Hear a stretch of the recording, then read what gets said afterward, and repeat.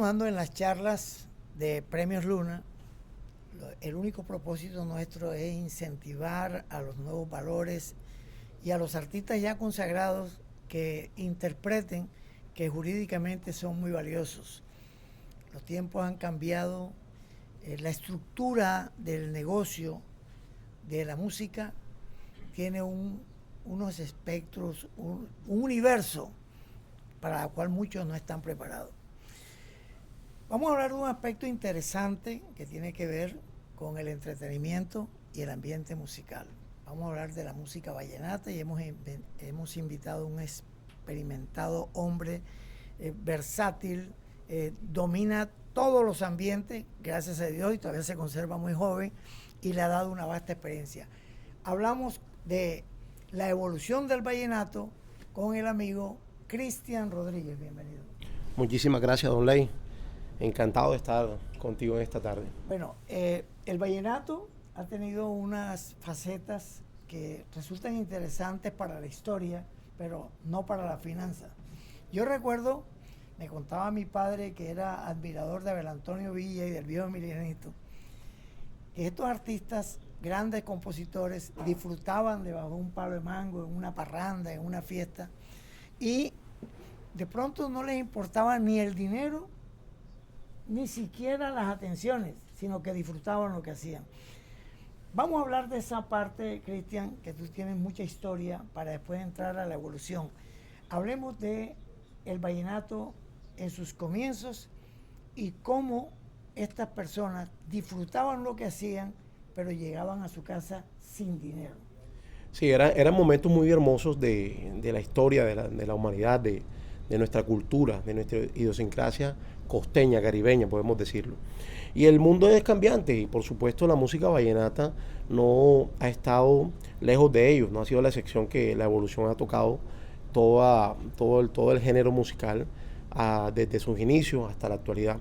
Cuando tú hablas de esa evolución, yo traigo a colación el primer festival vallenato de Valledupar, que fue en el año 1968, en el cual se coronó Rey Vallenato Alejo Durán.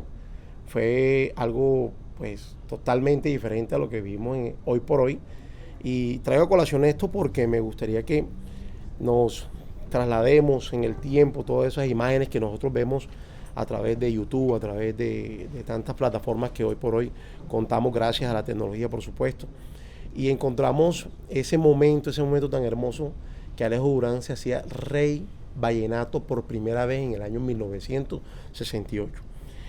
Y volamos al año 2023 automáticamente, donde encontramos el Rey Vallenato 2023, Javier Mate, un joven samario que por supuesto dio durante 3 años todos de sí mismo y hoy por hoy se consagra Rey Vallenato del Festival de Valledupar. Entonces es muy importante vivir esos dos momentos. En ese momento de 1968, quién era Alejo Durán, cómo se vestía, cómo se expresaba y cómo era la difusión del vallenato en ese momento. Y hoy por hoy, a través de todas las plataformas que te mencionaba anteriormente, tenemos pues claridad que encontramos a través de cualquier medio, Instagram, Twitter, bueno, ex Twitter, ahora es X, YouTube, canales de televisión que nos pueden conectar a nivel mundial en transmisión directa con el Festival Vallenato. Dos momentos totalmente diferentes, pero que siguen con la misma base y los mismos sonidos del vallenato. En los tiempos de antes, podemos decir, para darle una interpretación a los televidentes, yo me imaginaba a un Alejo Durán, a un Colacho Mendoza, que hacían su trabajo en el campo, o sea, macheteando, y con esa misma camisa se subían en una tarima, a diferencia de los tiempos de hoy. ¿Cómo es ese proceso? Ese proceso fue muy hermoso, por supuesto, de lo que tú acabas de mencionar, Ley, por supuesto, que se bajaban de cortar un monte, de bañar un caballo, y ahí mismo se iban para la parranda. Y de esas mismas historias que tú dices, la camisa, el acordeón, el burro, la montaña, a todo eso le sacaban una historia, hacían una anécdota y terminaban haciendo una canción que hasta muchas canciones de esas hoy por hoy son un éxito, como el pedazo de acordeón es una de ellas, que viene de una historia de un acordeón que se parte y queda el pedazo de acordeón, y el pedazo de acordeón, ese pedazo de acordeón, ¿dónde tengo la mía? Entonces todas esas historias que a lo largo de los años nos han acompañado en la música vallenata, pues son hoy por hoy enriquecedoras para los nuevos talentos. No, y una cosa, Cristian, yo recuerdo que mi padre escuchaba a un artista, se llamó Juancho Polo Valencia. Mi papá me decía en esa época que él decía que él era el rey de la metáfora. Un tipo que no sabe leer, que no sabe escribir, decía, como Dios en la tierra no tiene amigos en el aire. O sea, unas metáforas. Esa imaginación donde nos llevaba. Exacto, pero no sabía leer. Entonces, ¿cómo explicas eso tú en esa o como por ejemplo, el caso de Leandro, que también era una historia tan hermosa, cómo describía a través de sus letras, de sus composiciones, siendo ciego, la belleza de la mujer. Matildelina, una canción que es un éxito natural, a través de los años se conserva como un éxito natural, y por supuesto, tú te preguntas, uno dice, ¿cómo una persona que no podía ver nos describe de manera tan perfecta la belleza de una mujer? Y en el caso del viejo Emiliano, cuando compuso La Gota Fría, que eran unas peleas de una parranda con Moralito, y se convirtió, creo, entre una de las canciones más importantes de la historia musical de Colombia. Tú lo has dicho, La Gota Fría, hoy por hoy, es el vallenato más importante en la historia de la música vallenata. Y no solamente por lo que cuenta, lo que narra esta canción, sino porque ha transcurrido a lo largo de los años, ha estado en todos los continentes, ha sido grabada en muchos idiomas. Caso de ello, la grabó y la cantó, y fue éxito, por supuesto, en España, bajo su ritmo.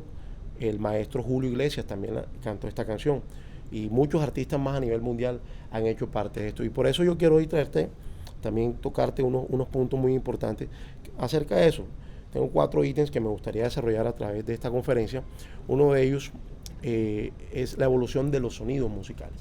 Cuando el vallenato comenzó, en esa época, que todas esas historias que nos cuentan hoy por hoy, comenzó con simplemente la caja, la guacharaca, guitarra, y a lo largo de los años fue evolucionando. Hay muchas historias de cómo ingresó el acordeón a la música vallenata. Algunas personas dicen que fue a través de un barco que naufragó en la costa Guajiras, la costa norte de nuestro país, y allí un joven tomó un acordeón y fue desarrollando este talento de manera autóctona, sin ningún docente, un profesor o un guía que le enseñara a utilizar, a ejecutar este instrumento.